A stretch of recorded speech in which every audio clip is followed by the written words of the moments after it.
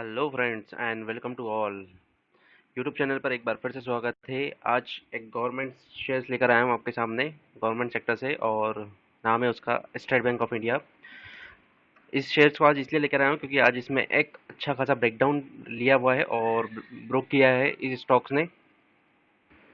Friends, अब मैं आऊँगा मनी कंट्रोल पर, और मनी कंट्रोल पर आपको आज इसके ट्रेंड्स के बारे में देखेंगे, टेक्निकल रेटिंग्स क्या हैं, और उसके बाद मैं मूविंग एवरेज के बारे में डिस्कस करूँगा कि इसके मूविंग एवरेजेस क्या रहे हैं। उसके बाद हम आगे दूसरी वेबसाइट्स पर चलेंगे जहाँ पर हम स्टॉक्स के पोजीशंस के बारे में और देखेंगे, और टारगेट प्राइस और stop loss long term point of view से और short term point of view से दोनों ही मैं आपको यहाँ पर डिस्कस करूँगा।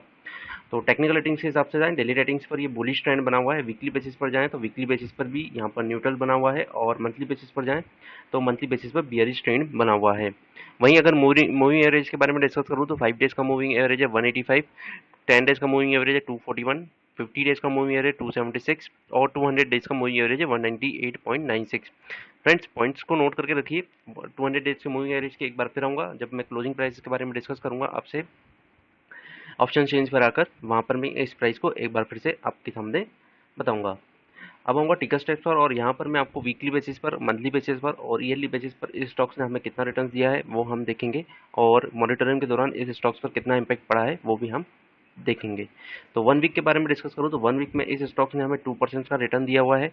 वहीं 1 मंथ के बारे में देखें तो 1v1 में इस स्टॉक्स ने हमें नेगेटिव कह तो नहीं सकते, -0.07% का रिटर्न दिया है। इट मीन्स 0%, ना पॉजिटिव ना नेगेटिव रिटर्न्स दिया है। 1 ईयर्स के बारे में देखें तो मोरेटोरियम के कारण इम्पैक्ट जरूर पड़ा होगा, और रिटर्न्स नेगेटिव है। 28.25% नेगेटिव रिटर्न्स दिया है इस स्टॉक्स ने हमें। ये देखिए, हाई बनाया है 351 का और लो बनाया है 149.50 का। वे लो कब बनाया था वो भी हम देखेंगे। 149, इट मीन्स डेट ये बनाया था 21 मई के आसपास। यहीं पर हमारा लो बना होगा 21 मई, 26 मई, 22 मई को इसने 150.85 का है, और 149.50 22 मई को ही इसने अपना लो क्रिएट किया है। इंट्रिंसिक वैल्यू के बारे में डिस्कस करें तो करंटली प्राइस जो है इंट्रिंसिक प्राइस के नीचे है, और एफडी से कम रिटर्न्स प्रोवाइड कर रहा है ये स्टॉक्स, और डिविडेंड अभी अट्रैक्टिव डिविडेंड नहीं है। एंट्री पॉइंट ऑफ व्यू से देखें तो अभी ये ओवरबॉट पोजीशंस पर नहीं है, तो इस स्टॉक्स में अभी हम एंट्री कर सकते हैं। क्लियरली इंडिकेशंस दे रहा हूँ कि स्टॉक्स में भी एंट्री हम कर सकते हैं, और अच्छे खासे टारगेट्स भी इस स्टॉक्स में हमें देखने को मिलेंगे। अब निफ्टी में इसकी वॉलिटिलिटी के बारे में डिस्कस करूँ तो निफ्टी में इस स्टॉक का कितना वेटेज है, तो निफ्टी में इस स्टॉक का 1.58x as validity as Nifty, इतना इसमें वेटेज रखता है ये स्टॉक्स। अब फोरकास्ट पर आऊँगा, और फोरकास्ट पर कितने एनालिस्ट इस स्टॉक्स को बाय रेटिंग्स रिकमेंडेशन दे रहे हैं वो मैं आपको बताऊंगा। तो 48 एनालिस्ट की रिपोर्ट से 88% ने कहा है कि इस स्टॉक्स को अभी बाय रेटिंग्स दी जाए। आगे की ओर आऊँगा, फाइनेंशियल्स के बारे में डिस्कस करूँगा। फाइनेंशियल्स पर इनकम इस स्टॉक से रिलेटेड और इंडस्ट्रीज से रिलेटेड हम इसको कंपेयर करेंगे कि कितना क्या रहा है। हायर इंडस्ट्री रेवेन्यू ग्रोथ के बारे में डिस्कस करूँ तो रेवेन्यू जो है वो ग्रो हुआ है ईयरली 7.42% से, वर्सेज इंडस्ट्री का एवरेज जो है वो ग्रो हुआ है 4.87% से। 3% ज़्यादा इंडस्ट्री का रेवेन्यू ग्रोथ से स्टॉक्स का रेवेन्यू ग्रोथ इंक्रीज हुआ है। मार्केट शेयर्स के बारे में डिस्कस करूँ तो मार्केट शेयर हुआ है लास्ट 5 ईयर्स में 40% से 45.11%, 5% से इस स्टॉक्स का मार्केट शेयर है वो इंक्रीज हुआ है। अब आगे की ओर आऊँगा, और आगे की ओर होल्डिंग्स पैटर्न्स के बारे में मैं इस स्टॉक से डिस्कस करूँगा कि होल्डिंग्स पैटर्न्स क्या रहे हैं म्यूचुअल फंड्स, एफआईआई और प्रमोटर्स ने अपनी होल्डिंग को लास्ट 3 मंथ्स और 6 मंथ में क्या किया है। तो लास्ट 6 मंथ में प्रमोटर ने अपनी होल्डिंग को कांस्टेंट करके रखा हुआ है, वहीं म्यूचुअल फंड ने भी अपनी लास्ट 3 मंथ में होल्डिंग को कांस्टेंट करके रखा हुआ है। और वहीं एफआईआईस के बारे में डिस्कस करूँ तो एफआईआईस ने अपनी होल्डिंग को 1.68% से डिक्रीज किया है। अब फर्दर आगे की ओर आऊँगा, और आगे की ओर एनएससी की वेबसाइट पर लेकर आऊँगा, जहाँ पर मैं यहाँ पर आज के ट्रेडिंग सेशंस के बारे में डिस्कस करेंगे, और यहीं पर मैं आपको एग्जैक्ट डेट भी बता दूंगा कि कब इसने अपना लो बनाया था, और आज इसने 203 का जो प्राइस है क्लोजिंग प्राइस, जो कि 200 डेज के डीएमए को इसने ब्रेकआउट किया है। इट मीन्स दैट इस स्टॉक्स में अब अच्छा खासा मोमेंट देखने को मिलेगा, और जब जब इसने अपना लो बनाया उसके बाद इस स्टॉक्स ने अच्छी खासी तगड़ी बायबैक किया हुआ है और अच्छा खासा रिस्पॉन्स किया है। स्टॉक्स में पोजीशंस अच्छी है, और अभी आप इस स्टॉक्स में पोजीशंस क्रिएट कर सकते हैं। तो 52 वीक का हाई इसने बनाया था 28 नवंबर 2019 को, जो कि अभी खासा दूर भी नहीं है, 6-7 महीने की बात है। और 52 वीक्स के लो के बारे में डिस्कस करूँ तो 22 मई के बारे में मैंने आपको ऑलरेडी बता दिया था। 22 मई को 149.45 का इसने अपना लो बनाया था। सिक्योरिटी वाइज पोजीशंस देखें तो आज के इस स्टॉक्स में ट्रेडिंग सेशंस क्या रहा है, तो टोटल क्वांटिटी ट्रेडेड हुई है 15,78,20,882 की। डिलीवरेबल क्वांटिटी है 2,81,41,080 की। परसेंटेज ऑफ डिलीवरी 17.83% है। फ्रेंड्स, जितना ज़्यादा higher percentage of delivery of quantity to be traded, the better it indicate the most buyer are expecting the price of the share to go up. जो कि मैं आपको हर बार हर video में यही चीज़ कहता हूँ कि जितना ज़्यादा परसेंटेज ऑफ डिलीवरी रहेगा उतने ज़्यादा चांसेस हैं कि स्टॉक शुड गो अप। अब आगे की ओर आऊँगा और यहाँ पर स्टॉक्स के आपके पीयर्स के बारे में बताऊँगा कि कहाँ पर इस स्टॉक्स को और अगले दूसरे स्टॉक्स को हम कंपेयर करेंगे। फ्रेंड्स, स्टॉक्स का पीवी रेशो अगर आप देखेंगे और किसी येस बैंक के अलावा किसी और स्टॉक्स के देखेंगे पीवी रेशो, वहाँ पर भी हम देखेंगे। तो सबसे पहले हम वैल्यूएशंस पर आते हैं। तो पी रेशो देखें तो पी रेशो इस स्टॉक्स का है प्राइस अर्निंग रेशो 9.17। आईडीबीआई का बैंक है नेगेटिव 2.82, पंजाब नेशनल बैंक का 43.71% और बैंक ऑफ बड़ौदा का है 19.10%। ये सारे नेशनलाइज बैंक है और गवर्नमेंट सेक्टर्स बैंक हैं। वहीं पीबी रेशोज के बारे में डिस्कस करूँ तो पीबी रेशोज आपका है 0.70%। वहीं अगर यस बैंक के बारे में कंपेयर करूँ तो यस बैंक का पीबी रेशो आपका 1 से ऊपर जाएगा। अगर 1 से नीचे पीबी रेशो मतलब price to book value ratio, मतलब अभी जो करंट मार्केट प्राइस चल रहा है फ्रेंड्स, अभी वो प्राइस जो है बुक रेशो के नीचे ही है। इट मीन्स दैट अच्छा स्टॉक है और अच्छी पोजीशन। जब आप यस बैंक को अच्छी प्रायोरिटी दे सकते हैं कि बुक वैल्यू से उसको प्राइस ज़्यादा दे सकते हैं, तो क्या एसबीआई बैंक को नहीं दे सकते? तो एसबीआई बैंक यस जाएगा, ऊपर की ओर जाएगा और बुक प्राइस और टू बुक रेशो ये भी अबव ही जाएगा। 100% श्योरिटी से है मेरी। वहीं आईडीबीआई बैंक का पीबी रेशो देखिए 1.81% और पंजाब नेशनल बैंक 0.35 और बैंक ऑफ बड़ौदा 0.29%।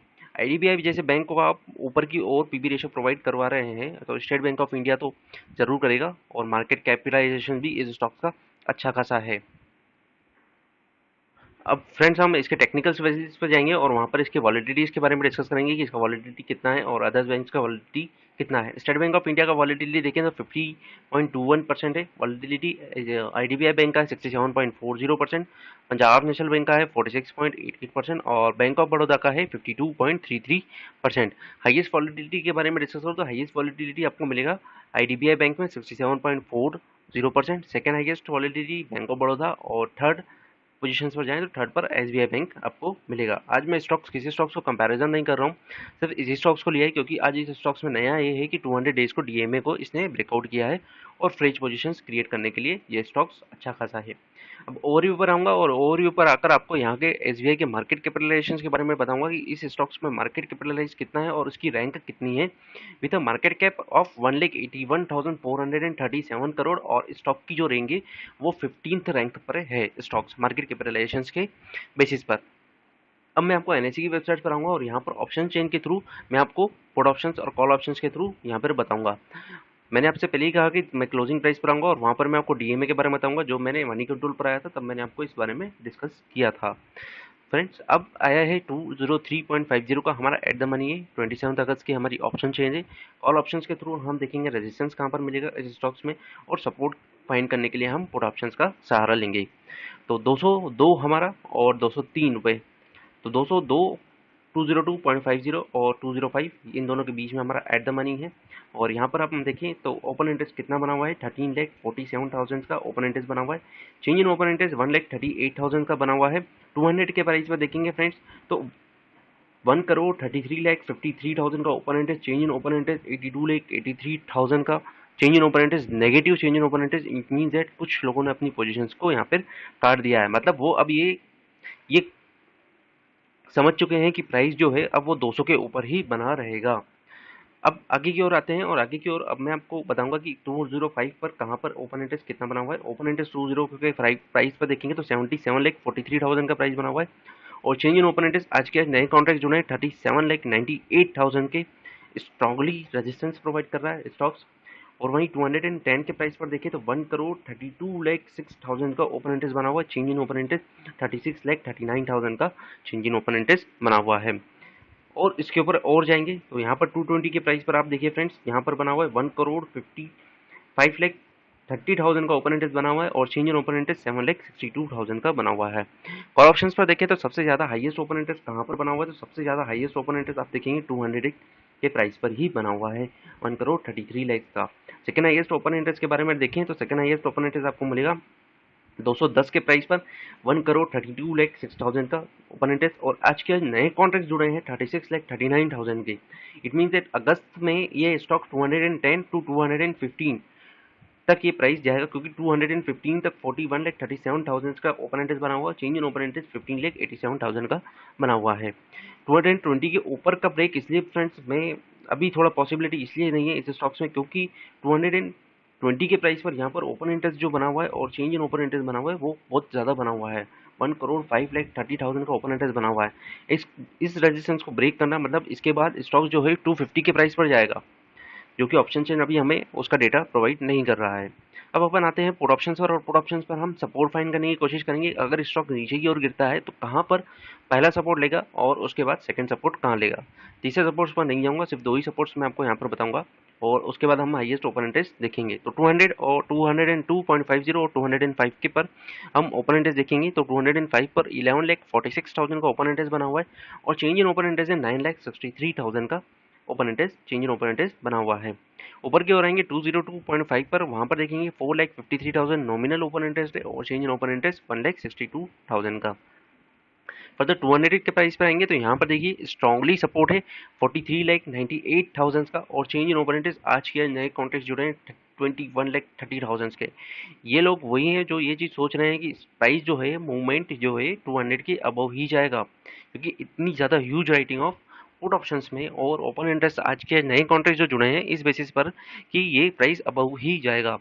अब आते हैं सपोर्ट्स। पहला सपोर्ट आपको 200 पर मिल रहा है, और दूसरा सपोर्ट आपको मिलेगा 78,81,000 का ओपन इंटरेस्ट है, और चेंज इन ओपन इंटरेस्ट 14,16,000 का, जो कि 190 के स्ट्राइक प्राइस पर है। स्टॉप लॉस को अगर आप लेके चले तो 190 के स्टॉप लॉस को आप लेकर चल सकते हैं। पहला स्टॉप लॉस यहीं पर आप लेके चलें, और इस स्टॉक्स में आप पोजीशंस क्रिएट कर सकते हैं। 100% श्योरिटी है, अब इस स्टॉक्स में प्रॉफिट लेकर ही जाएंगे, लॉस आपको इस स्टॉक्स में नहीं होगा। ओपन इंटरेस्ट के बारे में और आऊंगा। 185 के प्राइस पर 32,94,000 का ओपन इंटरेस्ट बना हुआ है। चेंज इन ओपन इंटरेस्ट 2,25,000 का बना हुआ है। अब ऊपर की ओर अगर और फर्दर ऊपर की ओर जाएंगे तो आप देखेंगे सब जगह पर negative change in open interest, negative change in open interest, negative change in open interest बना हुआ है, जहाँ पर हमें डिस्कस करने से कोई बेनिफिट नहीं मिलेगा आज के नए कॉन्ट्रैक्ट्स। और अब पुट ऑप्शंस पर सबसे हाईएस्ट ओपन इंटरेस्ट के बारे में डिस्कस करूँ तो सबसे हाईएस्ट ओपन इंटरेस्ट आपको मिलेगा फ्रेंड्स 78,81,000 का, जो कि 190 की प्राइस पर है, जो कि स्ट्रांगली सपोर्ट कर रहा है फ्रेंड्स। यहाँ पर ये आज के नए कॉन्ट्रैक्ट जो है 14,16,000 का। कल इसका प्राइस था 196 पर, और कल भी मैंने इस स्टॉक्स में बाय रेटिंग्स रिकमेंडेशन दिया था, और यही कहा था कि विद इन 1 वीक और 2 वीक्स में स्टॉक जो है 200 को और 210 टू 215 के प्राइस को टच करेगा।